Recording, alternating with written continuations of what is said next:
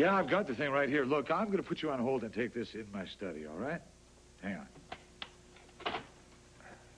Trevor, look. One bad day in court doesn't mean we're down for the count. So even you admit today was a washout? We haven't even begun to fight. We got nothing to fight with, Laurel. I mean, Janet's got the cult of motherhood on her side and a bunch of rehabilitation fanatics. What do we got? One loudmouth dad who can't keep his mouth shut. It's gonna be okay. I promise you, it's gonna be okay. If we have to take it to the Supreme Court, we'll take it to the... I'm missing Choo Choo Junction. Right after the bath, right before the story. I know. We're on the chapter stories now, you know, Calico Pup. Who would have imagined that me? I mean, I used to be the guy hanging out in the back of the bars. If you'd ever told me that my life would be revolving around Mr. Buffington Bear. Yeah, you would have laughed me off the block. It's no laughing matter, though. This dad thing, it's serious. You're a serious dad. Come sit down with me, huh? Sit down. I would rip my heart out of my chest and feed it to vultures before I would let Janet get her hands on Amanda. And it's not that I'm against the kids having a mom. I want them to have a mom. I'd give my eyeballs for them to have a mom. Even a mom I couldn't live with, a mom I couldn't stand. But it's not about me. It's about my baby, Amanda. I want my baby safe. She is safe. And safe means her being away from Janet, not parental rights, none of this visiting. Parental rights is just one step away from her having partial custody, that maniac. What happens if Janet takes Amanda to a toy store someday and I never see her again? That's never going to happen because we're never going to let it. I gotta get home to the kids. Wait, Trevor, wait a minute. Tell Jack I'll talk to him tomorrow. Trevor, hold on. I'll see you tomorrow.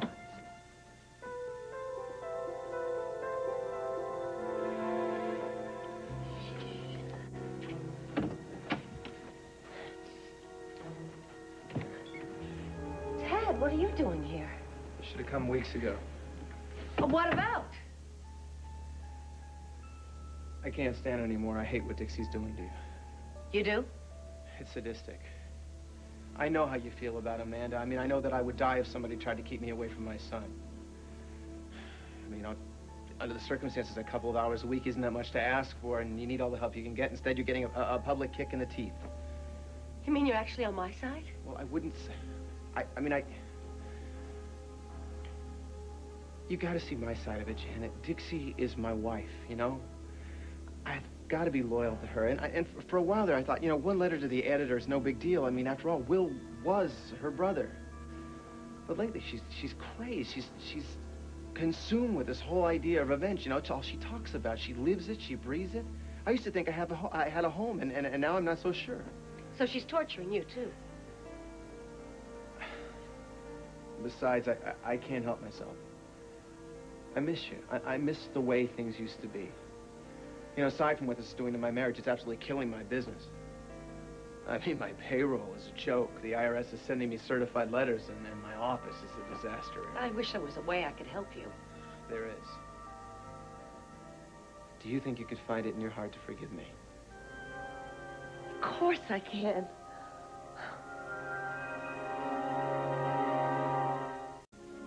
Buffington Bear brushed his teeth and said goodnight to Sullivan Toad. Betty bye to Melissa Goldfish. Night-night to Jennifer Head. Announcement. Hey, we're almost done. No, I'm talking major announcement here. As in Rainbow Crunch Double Sundae with extra pistachio fudge? Yeah, maybe we'll get some of that on the way. We're going out? Better than out. We're going away. We're talking major ski trip here. Mount Evangeline? No, past Evangeline, past Olivet. We're going big time here. Hey, you're going to love the bunny slope. What I need you to do is go upstairs and pack some gear in a bag and pack some stuff for Amanda, too, okay? Dad, winter break's not for another 3 weeks. Well, Dillon break starts tonight. Blow off school? Yeah, why not? What's wrong with that? Yeah. What am I going to tell the Clippers? We got a game against the Rockets. Oh, come on. You're going to take B-ball over a big-time ski trip? I got a math test next Friday. Well, so I'll write you a note. What about the hearing? Oh, come on, what are you, my lawyer now? Look, I got it under control. What I need you to do is do a little packing for me, okay? Now get upstairs. I just don't get it. What's to get? You get snow, you get ski, you get family vacation. What's not to get? The timing's a little weird. Look, timing is my department. Packing is yours. But, Dad, you gotta stay for the hearing. Tim, just do it.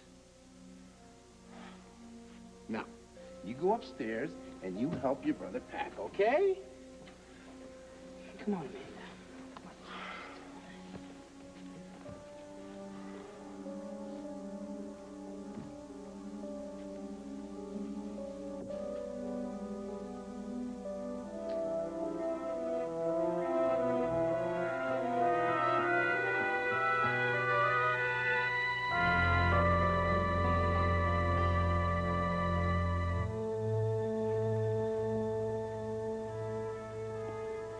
The best friend I've ever had.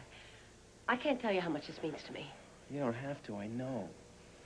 I miss the way we used to laugh together. I miss your silly jokes. I miss those awful corned beef sandwiches. I even miss my horoscope on my desk in the morning. I'll call you and read it to you every morning, or phone in a few new jokes. No, I couldn't ask you to do that. Cat, I'd do anything for you.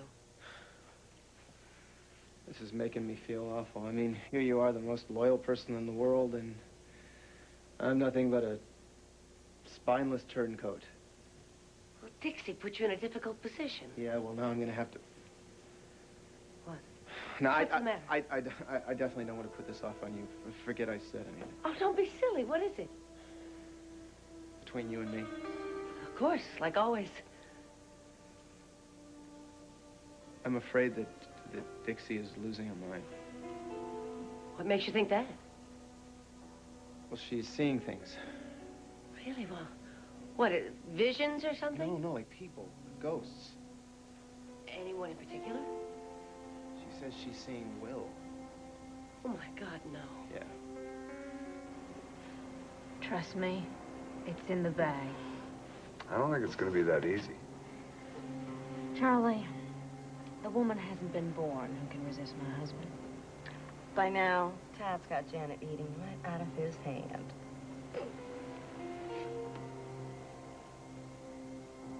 At first, you know, I thought it was a passing thing, but it's only getting worse. She's seeing her dead brother all over town. She says he even talks to her. Oh, no. Yeah, I mean, the deeper she goes into this thing, this victim rights movement, the more unhinged she becomes. Janet, I'm afraid I don't know what to do. I'm starting to worry about the kids. You know, I feel like I've got to take action. Well, what can you do? Obviously, I'm just going to have to put her under a doctor's care. You mean have her committed? Well, can you think of another way? Well, maybe you could take her on a vacation or something. A trip around the world. Encourage her to take it easy and avoid stressful rallies and things. You don't think I've considered that? Dixie just won't listen to me. Hell, you know where she is right now? She's in the cemetery, waiting for Will to show up. How tragic. I'm sorry, I've got to go. I'm waiting on a call from a specialist. Supposedly, this guy is, you know, one of the best. Well, Dixie needs all the help she can get. You think I'm doing the right thing? I think you're a magnificent husband. Thanks. I feel better. So do I. You'll never know. Friends. Good friends. Friends forever. If there's anything I can do, just give me a call. You're one of a kind.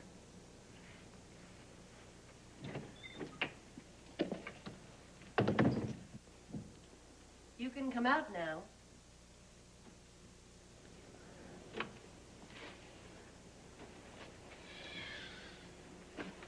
Man, what a pinhead. It's about time Tad opened his eyes and saw that Dixie isn't the perfect little angel everybody thinks she is. Yeah, I hope she divorces him. Where do you think you're going? New York, probably. California, if I can afford it. No, you have a performance to give at the cemetery. Janet, read my lips. No more revival, okay? $25,000 for 10 minutes work. What do you think, Justin? Forget Wouldn't it. you like to play Will Cortland just one more time? Well, that's it. We're bonded again. How did you manage to keep a straight face? I'm sure any strain she picked up on was due to the heartbreak of having my wife committed.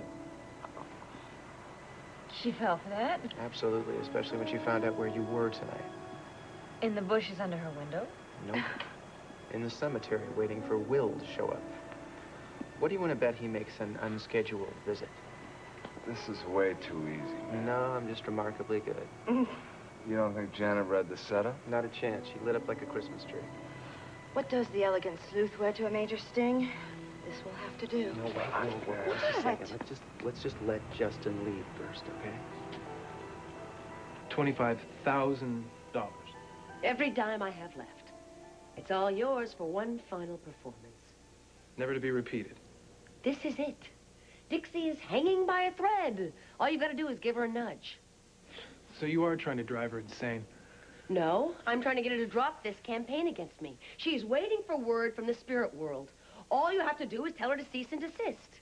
You realize Tad's all ready to send her off to Happy Dale. Yeah, well, Dixie isn't crazy. She just thinks she is. And so's her jerk of a husband. You confirm her belief in the afterlife. You said so yourself. No, I didn't. Janet, Dixie listens to me. That's as far as it goes. Well, then ask her to leave me alone. Tell her to do it. You know she will. That way you can rescue her from the rubber room. I mean, how do you figure that? Well, the sooner Dixie calls off her campaign, the sooner Tad will relax. The sooner you can buy the Romini suit and start posing for glossies. You actually have $25,000 in cash.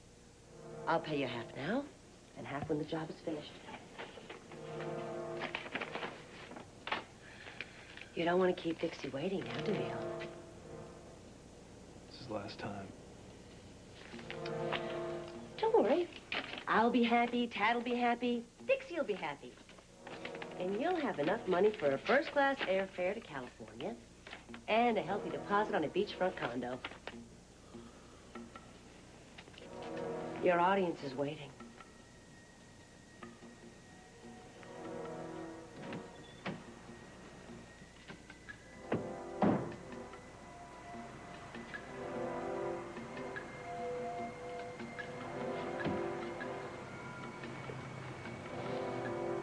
Well, there he goes, right on cue.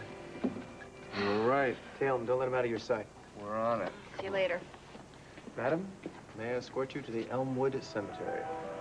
Have I told you lately that I'm crazy about you?